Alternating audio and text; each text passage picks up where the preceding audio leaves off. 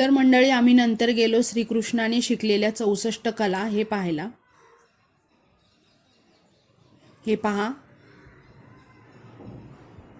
इथे आम्हाला खूप आवडलं, खूप छान वाटलं.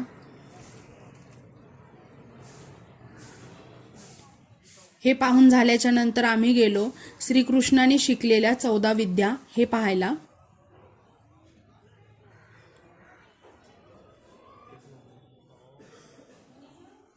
नक्षीकाम बघा किती सुंदर केलंय.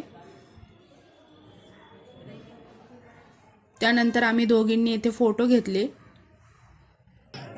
आणि संध्याकाळी गेलो आम्ही रामघाटावर.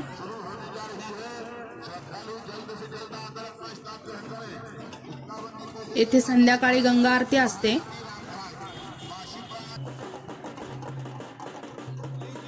मस्त आम्ही शिप्रा नदीच्या किनारी बसलो आणि आम्हाला सनसेट पण पाहायला भेटला. हे पहा, त्रिशूळ किती मोठे आहे.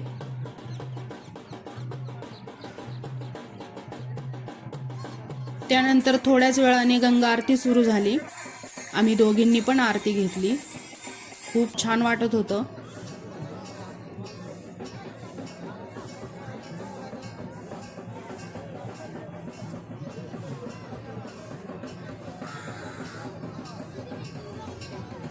त्यानंतर आम्हाला तिथल्या पुजाऱ्यांनी ही मोठी आरती पण दिली.